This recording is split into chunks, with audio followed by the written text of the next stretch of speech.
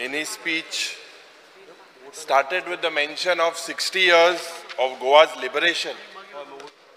Sadly, the grants announced by the central government of 300 crores, the Goa government has only received 150 crores. Now, Speaker sir, the budget outlay is of rupees 26,844 crores, which is 9.71% higher than the budget of 22-23. The CM in his speech has admitted that there will be a revenue collection of rupees 800 crores, which he plans to collect through mining, which is currently shut down. Bond the Speaker sir. Nobody knows when it will actually start. The CM has also claimed that the GST collection will go up. Speaker sir, this budget is maximum announcements and minimum achievements. Speaker sir, let me start with the action taken report that he had presented yesterday on budget 22-23. And this report, Speaker sir, is an admission that the government has failed with 34% marks. Government has admitted that they could not implement and fulfill commitments to implement 62% of these announcements, Speaker sir. After session, 4% is not mentioned. 4% is kept missing. Speaker sir, I am emphasizing on the word likely. Now, which again creates a doubt. He used this, likely 62% of these promises would happen. Now, this makes it sure that this government will not be able to implement what they have announced in 2023, in the coming year. The budget also presented by the Chief Minister is going to be a carry-forward exercise. Speaker sir, I will speak on the budget in detail later, but I would highlight a few points. I had a glance on this economic survey report, or report Kalam Ka Dil Law, Speaker sir. And when I had a glance on the first page, my attention was on the first photograph. Speaker sir, on the top of the photograph, I read Goa International Airport MOPA and realized that Manohar is missing. This was a direct message to me, Speaker sir, that there is nothing Manohar in this book. Speaker sir, this budget is like the smart city mission. It will land the economy in potholes of revenue and fiscal deficit. Fancy schemes with catchy names, nothing to answer serious problems of unemployment, MSMEs and the tourism industry. The government should ensure the time employment, MSMEs and the tourism industry. The government should ensure the timely and effective mobilization of tax and non-tax revenues. The threat of governance and public service getting stuck and caving, this is getting stuck and caving as happening in the Panaji City Road, looms large over Goan, Speaker sir. Just as the traffic nightmares continue for people despite Atal Setu and the claims of the infrastructure projects, this budget will make the life of the common man painful.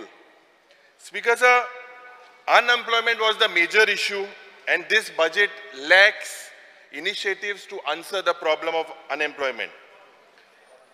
Tourism and hospitality are provided with some relief. They are just lollipops because basic needs are not addressed. I welcome the Honorable Chief Minister's decision that 3 new projects would be done in the Madai Basin. He has agreed. Speaker sir, after Madai issue was expected to host water resource projects on war footings. But Speaker sir, what we need is adequate funding and speed in implementation. We cannot afford to lose this battle. Education, and Speaker Sir, I don't think this allocation is adequate to create physical and human infrastructure for the new education policy. Jay Magadista, Speaker Sir, with state enterprise and the state corporations, there seems to be no focus on these corporations because these corporations are eating into the state revenue, according to the Chief Minister. What is required, Speaker Sir, is a professional management rather than political interference, which has destroyed them in the past. Now, the public debt is staggering at 21,940 crores. This is putting a crushing burden on the future debt servicing and interest payments. I welcome the Honorable Chief Minister's steps with the health sector. He has increased 1,970 crores to 2,324 crores. GMC from 169 to 233. Hopefully, South Goa District Hospital will get fully operational. I welcome the step that he's taken to have a medical college in South Goa. This is a welcome step. The tie-up, Speaker Sir, with the Cancer Institute. This also should happen, Speaker Sir. Now, Speaker Sir, what Honorable Chief Minister has announced in Kunkolim to have a public health center, I had requested him, and it is a demand because there is no health facilities. But Speaker Sir, although I welcome it, I would ask for him to look into it if it is an urban health center. Now, tax collection and tax administration, Speaker Sir, we need to basically, Speaker Sir, we lose more than what we collect. We need to plug these loopholes. And we do not have GST compensation this time, Speaker Sir. So, Speaker Sir, the government has to tone up the tax collection machinery. With regards to mining, the revenue, whatever is expected, I always speak about intergenerational equity. I think part of this income, if the mining starts, when it will start, this should go into fixed deposits because this is the money of all our future generations. What I find, Speaker Sir, is packaging and labeling. In marketing is names, Speaker Sir, using vernacular phrases like Mukhyamantri Saral Pagar Yojana, Swayam Goa Board Yojana. What the common man wants, Speaker Sir, is relief from cooking gas, relief from petrol, relief from power tariff, relief from essential goods, relief in the public transport sector. The youth wants employment. Goa is facing basically burns of GST of 800 crores due to discontinuation of the GST compensation. So CM says that the start of mining will cover this gap. When will mining start? With the way that the 4 mining blocks have been auctioned, the way they have bidded, Speaker, some have bidded at 139%, some at 98%, some at 108%. Will mining start, Speaker Sir? What is this talk of green Goa policy? Every day, Speaker Sir, we are destroying natural greenery.